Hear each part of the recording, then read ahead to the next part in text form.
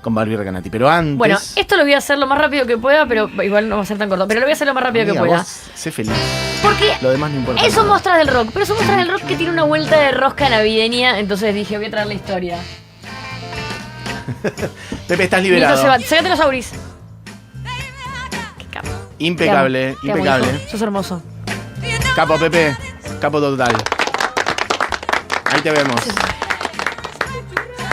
Bueno, voy a hablar de una artista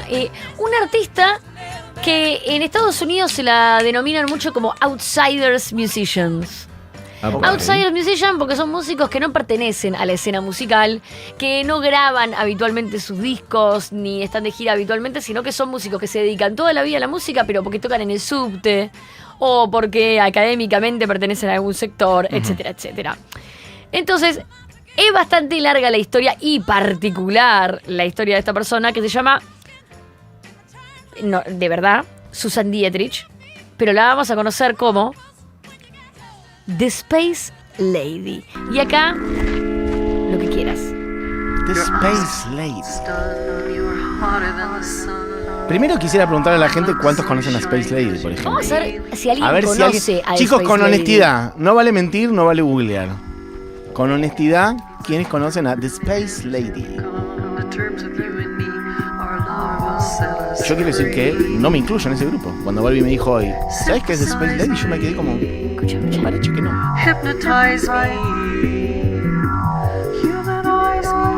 Me gusta que estoy pasando esta canción, porque esta canción es Synthesize Me, que es una canción de ella, de su autoría. El resto que vamos a escuchar a lo largo de la columna son covers. Ahí la tenés, a The Space Lady tocando. Me da vértigo, siento que te va a caer. Y siento que la mejor manera que yo tengo para contarte de quién es ella y de qué se trata esta historia es contarte su pequeña autobiografía que hizo el día que hace unos años decidieron en un sello discográfico editar su material en un Greatest Hits. Entonces, si estás listo para ir cortito y al pie, voy a leer la pequeña autobiografía de The Space Lady. ¿Qué, perdón, la editaron cuándo? O sea, esto 2012, 2013 salió un grandes éxitos de ella como CD oficial y ahí es como que ahí empieza otro capítulo de su vida. Me encanta que tiene el gorro de Asterix. Ahí voy ya la amo solo por eso. Si te vas a volver loco. Space te vas a volver Lady. Loco como te amo por tener el gorro de Asterix. Adelante, Barbie. Mientras vemos este video, es más, ¿saben qué? Si podemos, si llegan a poner otra canción, este video déjenlo igual de fondo. Cuenta de Space Lady. Esta es una historia navideña. Me encanta. Mis padres eran músicos y vivían en Roswell, estado de New Mexico, en la época del famoso accidente del OVNI en 1947. Yo nací el enero siguiente, aunque no supe eso hasta décadas después. Inmediatamente noté y me intrigó esa conexión. Después del pueblo, mis padres se mudaron a un pequeño lugar en Colorado llamado, esto es verdad, la ciudad de las ánimas perdidas del purgatorio, más conocido como Las Ánimas. Okay. En los 50 era un pueblito idílico, pero ya en la adolescencia empecé a sentirme cada vez más como un alma perdido del purgatorio. Apenas me gradué de la secundaria, huí hacia la universidad más grande que mis padres pudieron pagar, la Colorado University en Boulder. En la primavera del 67, asistí a una conferencia dada por un apreciado psicólogo de Harvard, quien se subió al escenario envuelto en una túnica blanca, pasó de largo el atril y procedió a sentarse en el piso en la posición de flor de loto. Aunque sí habló, todo lo que saqué del evento, además de una profunda imagen visual, fue su legendario consejo: turn on, tune in, drop out. Que es una frase que no tiene como muchas traducciones, ninguna es muy exacta, pero la más exacta es conéctate, sintonízate, despréndete. Claro. ¿Cómo es en inglés de vuelta? Turn on.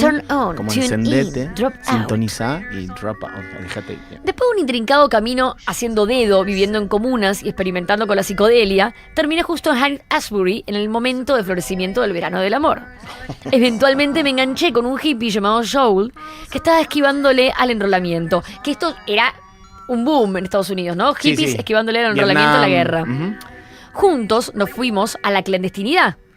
Bastante literal, de hecho, ya que vivimos en una cueva en el monte Shasta, cerca de la frontera con Oregon. Wow. Es allí donde vimos de cerca un ovni, justo arriba de las copas de los árboles, y desde ese momento nos convencimos de que estábamos siendo observados, incluso guiados y protegidos por extraterrestres. Yo voy a obviar la parte en la que ella cuenta que es abducida por los extraterrestres, porque el LSD creo que en esta época estaba tan metido fuerte. que no quiero juzgar sus recuerdos, pero son difusos. Perfecto. Pero el resto de la historia es todo increíble. Cómo habíamos destruido nuestras identificaciones, vivíamos usando seudónimos y estábamos constantemente aterrorizados de que Joel lo atrapen por desertor. Nuestras vidas se transformaron en una precaria lucha por el sustento diario. Con la idea de hacerse rico como estrella de rock, Joel armó un proyecto solista de música experimental pasando su guitarra a través de un Echoplex y usando un ridículo casco con alas que había comprado en una tienda de disfraces en San Francisco. Yo pensaba que el casco no hubiera estado tan mal si no hubiera sido por esa bola roja en la punta. ¿Vos entendés que ese casco lo tiene desde el 67? No lo puedo creer. Para hacerlo aún peor, Joel había tenido el atrevimiento de conectarle un foquito que titilaba. Gracias a algunos recitales logramos llegar hasta Alaska. Y luego cruzamos a campo traviesa hasta Boston en un autobús Volkswagen, con un par de tipos que estaban convencidos de que el proyecto de Joel se transformaría en un éxito rotundo. Los hippies, liberados, y sus actitudes no eran exactamente bienvenidos y nos sentimos despreciados en la mayoría de los lugares de Boston. Ok. Sin embargo, Joel y yo estábamos decididos a cumplir con la misión que nos habíamos propuesto: hacer una declaración musical a favor de la paz a través del arte performático de Joel. No obstante, su equipamiento terminó en la casa de empeño mientras dormíamos en casas ajenas y yo mendigaba para poder comer. Ay, no. Joel comenzó a hacer unos fantásticos collages usando revistas National Geographic que yo vendía en las calles de Boston y Cambridge. No. Los meses se hicieron años y nosotros seguíamos atrapados en Boston. Pero a fines de los 70s, esto es increíble, yo estaba ganando el suficiente dinero vendiendo los collages de Joel y mis propios dibujos en tinta, como para alquilar un departamento en un agradable suburbio de Boston. Ok. Fue allí, ellos ya estaban claramente muy establecidos económicamente y estabilizados, así que decidieron tener a la primera hija. Y antes de que cumpliera el año, yo me di cuenta de que nuestras vidas necesitaban ser seriamente mejoradas. Así que empecé a considerar dedicarme a la música callejera. Pará, el tema que está sonando. Sí. Perdón.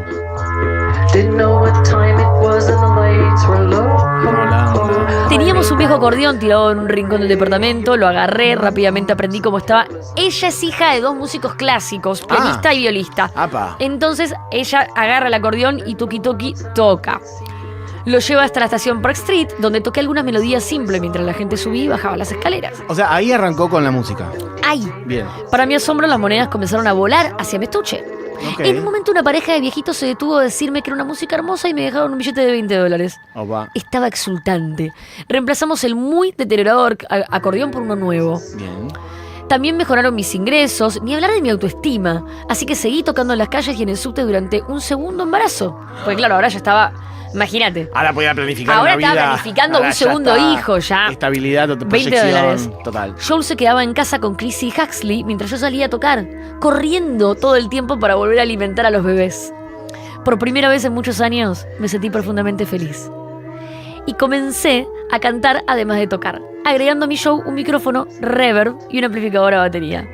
Eso 80, ponele ya. Sí. Bien. Un día, después de un desafortunado encontronazo con un inestable borracho en la estación de Washington, Ay, no. mi hermoso acordeón sufrió un daño irreparable. Oh. Pero, y acá, quiero que en todo este segmento, villancicos.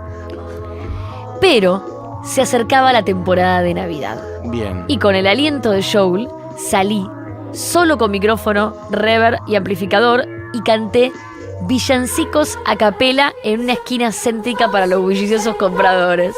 Mirá. Nunca había sentido tanto aprecio por mi música, mientras la gente se daba vuelta para buscar de dónde venía esa etérea voz a través de la nieve. Ella es una persona que consigue ser feliz con muy poco, evidentemente, Con muy poco. y enfrenta la adversidad con mucho entusiasmo. Durante la víspera de Navidad canté hasta la noche y recaudé $200. No solo era una cantidad inusitada para mí, sino que además era justo lo que necesitaba para comprar. Volvemos a la música de Space Lady. El Casio Tone 602 que acababa de salir a la venta. Claro. Yo que quiero Milagro de paréntesis, Navidad, milagro de Navidad. Sí. El Casio Tone 602 que salió ese año y ella compró es el mismo que toca hoy. Es quizás una aceta total, o sea, tiene el mismo casco de hace 50 años. Y el mismo y Casiotone. el mismo tecladito Esa a Navidad, pilas. Sandra. se compró el teclado que ella quería y es el que sigue tocando hoy. Empecé a llevarlo al subte sentada en un banco con el teclado sobre mi falda y tocando algunos arreglos de canciones populares del momento. Al principio se hizo difícil, ya que la gente tenía más interés por el novedoso teclado que por pagarle a quien lo operaba. Pero gracias al entusiasmo y el impulso creativo de Joel, pronto lo tenía encaramado sobre un trípode modificado y conectado a través de un phase shifter. Y como ahora yo era un artista de música electrónica, lo que necesitaba para llamar la atención era un show de luces. Entonces, conectó un foquito parpadeante al centro de una margarita de plástico y me lo dio para que lo use en mi pelo, con un cable bajando hasta la batería colgando en mi cintura. De pronto la gente empezó a detenerse para mirar. El dinero empezó a fluir casi tanto como en Navidad y me reconocían en todos lados. Joel comenzó a escribir canciones para mí, así como elegir temas de su creciente colección de LPs usados. A la noche me sentaba en la mesa de la cocina y escuchaba un tema en el mini componente y sacaba la letra. A la mañana siguiente en el subte trabajaba en los arreglos, intentando recordar cómo sonaba la canción la noche anterior. La gente empezó a decirme lo diferentes y originales que les parecían mis interpretaciones, cuando en realidad yo intentaba recrearlas lo mejor posible. Bueno, ok. Mientras se acercaba la siguiente Navidad, Joel tuvo la genial idea de darme su deforme casco alado. Una idea que al principio rechacé por completo. Al final accedí a usarlo solo por esta vez. Ok. Y terminó usándolo por el resto Por de siempre. su vida. Porque de algún modo me di cuenta que la bolita roja representaba la Navidad. Para mi sorpresa, la reacción del público fue definitivamente entusiasta. Un día vi unos adolescentes burlándose. Ajá, me interesa este momento de conflicto. Y de repente entendí el chiste. Dije, esto es gracioso. Ey, esto es divertido. Claro, me subo a eso. Como siempre. Bien. Joel siguió escribiéndome canciones. Escuchaba rock en la radio. Cuando yo no estaba tocando salíamos en bicicleta con nuestros niños, asegurados en sus sillitas, hasta disquerías de usados y ferias de segunda mano. Ya en casa era armada compilados en cassette con algunas canciones elegidas. Y las escuchábamos una tras otra. Para cuando llegó la primavera, ya tenía armado un buen repertorio de covers. Y comenzaba a escribir mis propias canciones. El público me pedía todo el tiempo un cassette. Pero como no teníamos plata para ir a grabar un disco, usamos nuestro fiel mini componente. Entonces hicieron unas cintas. De manera casera. Con estas cintas, más algunas grabaciones adicionales, les dio nombres extraños, como The Cosmic Man. Hizo algunas copias a nuestro equipo de música, las empacó usando de tapa una foto a todo color del casco. Estampó el título con un sello de goma y ensalofonó todo con papel film. Yo lo llevé para venderlos. Sin embargo, los cassettes... dice que ella avisaba que no era tal cual, pero sin embargo los cassettes se vendieron como pan caliente. Le va muy bien, hay que decirlo. En su escala y en su mundo siempre es todo un éxito. Juntaron dinero suficiente como para irse después de 12 difíciles años de Boston a San Francisco. Ok. Bueno, en San Francisco, te la hago corta, fue directamente a la Castro Street, que es donde está la comunidad gay de San Francisco, y la gente la terminó adoptando como The Space Lady. La gente se volvía loca, le decían quiénes son tus influencias, de dónde venís, cómo te llamás, y ella se transformó en una estrella callejera de San Francisco. Sin embargo, en el año 2000, sus dos hijos mayores cumplen la mayoría de edad, se independizan, y ella se da cuenta que es tiempo de dejar a Joel, y se va a vivir a su hogar natal a cuidar a sus padres, y renuncia a la música. ¿Qué sucede? Se va a cuidar a sus padres. Se Sí. separa de Joel. Conoce a Eric en el 2009. Eric, un músico y compositor. Bien. Ella le confiesa que toda su vida hizo esto y le dice, mostrámelo. Y cuando se lo muestra dice, pero esto es espectacular. Y en paralelo a eso aparece internet y empiezan a aparecer videos en YouTube Claro. con canciones del cassette que ella grabó. Era lo que ella necesitaba para volver. La aparición de internet. Entonces dice, vuelvo a ser The Space Lady. Night School Records saca un compilado con lo mejor de Space Lady en el año 2013. Ella hace esta autobiografía contando su historia. Y a partir de ese momento su nieto se transforma en su manager. Y The Space Lady deja de tocar en las calles y vive de gira por Europa y Estados Unidos, tocando en diferentes clubes, haciendo su synth pop eterno con el Casiotone 602 que tiene desde 1983. No, es espectacular esta ¿No historia. te parece la mejor historia navideña del mundo? Quizás la mejor historia de todas las que hayas traído. Unos The Space Lady. giros inesperados. La historia entre absurda y tierna. Ella me parece un personaje maravilloso. rebosante como de esa, bueno, como una espiritualidad Vayan a cósmica. vayan a buscarla en internet. O sea, ahora hace shows en lugares cerrados, sí, ya no está más en la te calle. tengo que decir, Mati, Sí. su boom fue hace 5 o 6 años a nivel giras.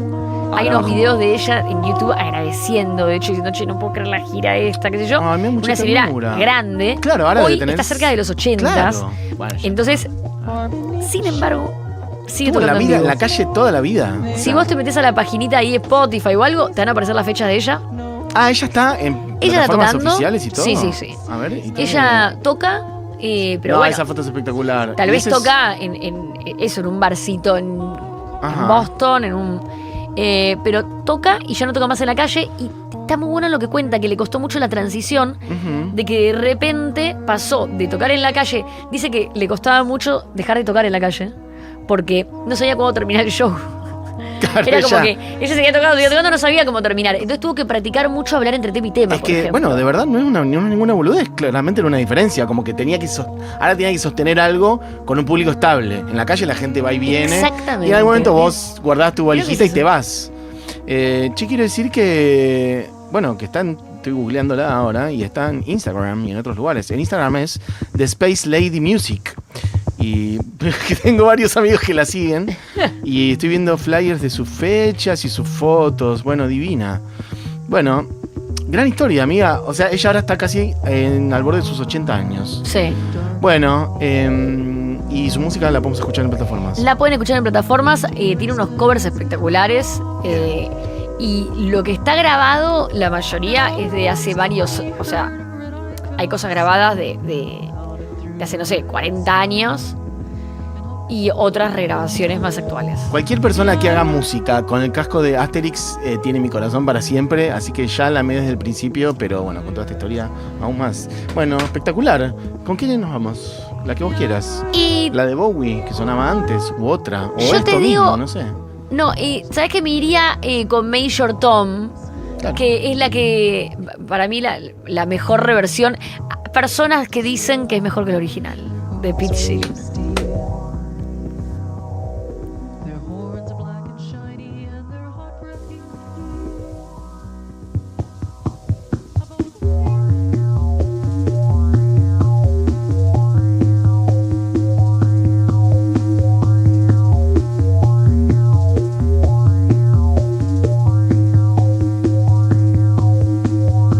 Standing there alone, the ship is waiting, all systems are go. Are you sure? Control is not convinced, but the computer has the evidence. No need to abort. The countdown starts. Watching in a trance, the crew is certain, nothing left to chance. All is working, trying to relax. Up in the capsule, send me up a drink. Jokes Major Tom. The count goes on. 4, 3, 2, 1. Earth feels drifting on, floating weightless, calling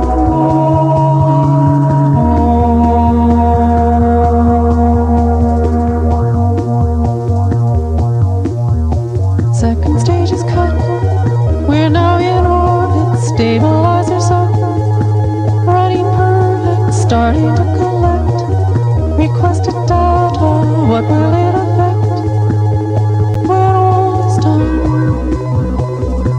Thinks Major Tom. Back at ground control. There is a problem. Go to rocket's phone. Not responding. Hello, Major Tom. Are you receiving? Turn the thrusters on. We're standing by. There's no reply. 4, 3, 2, 1.